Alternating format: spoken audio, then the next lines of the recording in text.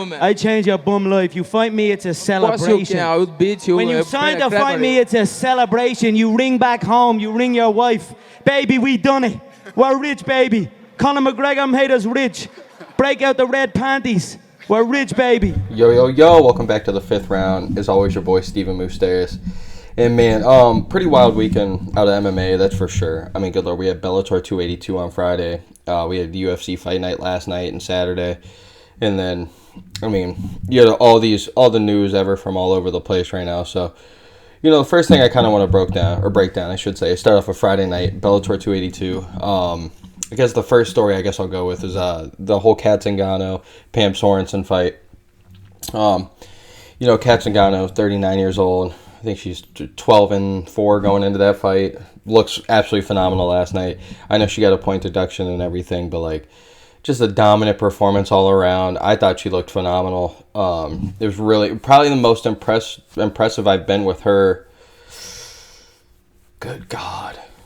I mean, and forever, I should say, not to be mean to her or anything. She was on a tear there for a while, and then, you know, guys, I think she finishes her UFC record like 1-4, and then, I mean, if you count like Ronda losses in there, Misha losses in there, Juliana Pena losses in there.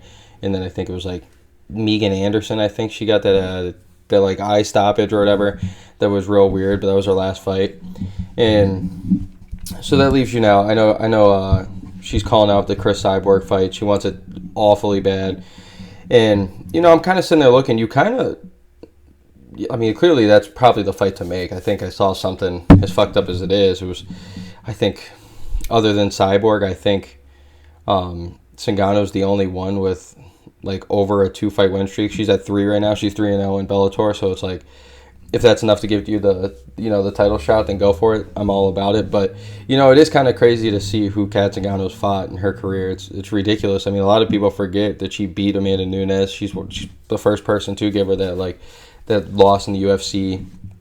And you know, everybody remembers the Misha Tate fight, Ronda Rousey.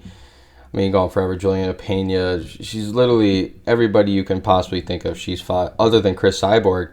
And I'm all about it. I'm 100% all about it. I think it's a huge fight for just both of their legacies. Like, now, do I think Cris Cyborg is going to win? Yeah, I do. I think I know they're both getting older and everything, but I don't know. I just think Cyborg just imposes a deeper threat than Zingano can. No offense to this, Zingano at all, but, like, you know, I think she's got 2 decision wins. She has that 1 arm bar in MMA, or in Bellator MMA, I should say. And it's just tough. I don't see anybody can get the back, I guess. I don't see her having the knockout power to knock out Cris Cyborg, at least with 1 punch. I mean, maybe ground and pound or something I could see, but, like, the absolute max I can maybe see is, like, maybe she gets lucky, rocks her a tad. I don't think she's got the power, clearly, of, like, Amanda Nunes to put her out. But, like, to see, yeah, maybe get her clipped just a tad and maybe get the takedown, get the back or something. Or if Cyborg just fucks up and gives up a wrong position and gives up the neck, it's probably the only route that Cat Zingano's got. I don't see her, you know, outperforming Cris Cyborg for 5 rounds. So it's tough, man. I definitely love to see this matchup. Both of them deserve it. Cyborg's been looking for the big name fights. I think she had like the Julia Budd fight might be the biggest one she had. She had to beat Blancow twice. Not the biggest names over there. I know that it's probably a little upsetting they didn't get Kayla Harrison and whatnot, but I mean, it's huge for Cat Zingano. It's the only reason she's pretty much fighting in Bellator. She wants, other than the fact she probably still loves fighting. I mean, she's definitely had her eye on Cyborg, and it's getting a little intense now because Cyborg has been, out of all people, Cyborg's the one calling out Cat Zingano for, no offense to Cyborg, but it's just, she's popped in the past, but, you know, she's calling her out, you know, calling Cat out for going 1-4 after USADA comes into the UFC. And then maybe, you know, she was just juicing the entire time, and that's why she was so good. And I guess a whole other factor, too, before we go too wild into the drug testing and everything is, just the fact that Cat Zingano might be out for a little bit because it looked like she fucked her knee up pretty bad last night, or Friday night, I should say. It's Sunday now, so.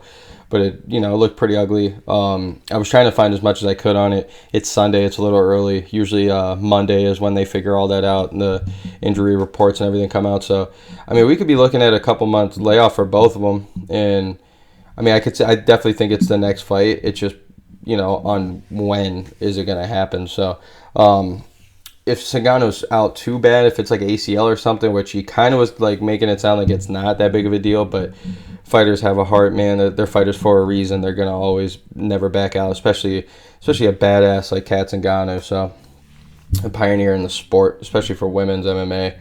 So I hope everything's healthy, but it is really funny for me right now. I think that's the funniest headline. It's like Cyborg is calling out Zingano for the USADA pooling. And, you could tell Cat Zingano's like, what the fuck, man? Like, look at you. You popped already. So I always think that's funny. I always think it's kind of like somebody crying wolf or something. Like, they'd be doing the same thing.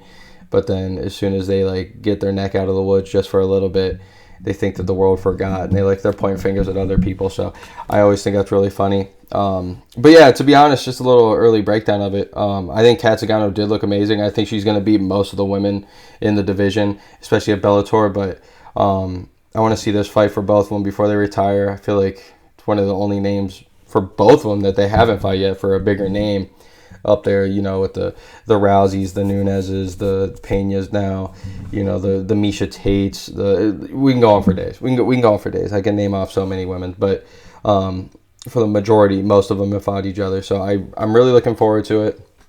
And yeah, I do think it's really funny that we see the whole Cyborg thing. But impressive performance by Cat Zingano last night. I'm really hoping her knee's fine.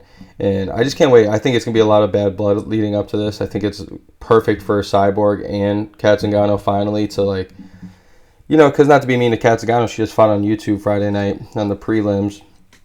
And, it's not the biggest name ever. Like, no offense to Pam Sorenson, but, not the biggest name ever.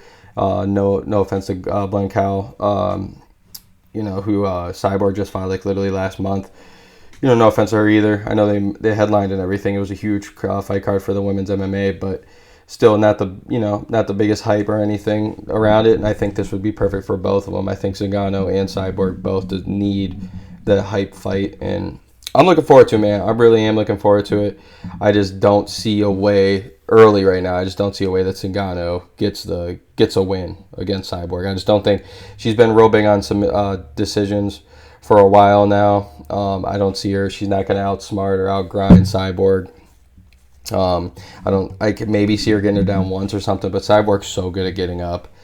And at the same time, though, I don't see Kat really getting finished either, unless it's later in the fight. I think she's definitely a gritty, very savvy woman in there, and she's been in there for so long. She's got all the experience. So very interested to see how that turns out. But I mean, until then, well, we still got to wait for this knee surgery, or not, hopefully not surgery, but I'm saying knee injury, and we'll go from there. But hey, this has been the 5th round. As always, your boy Stephen Moustaris, and let's go.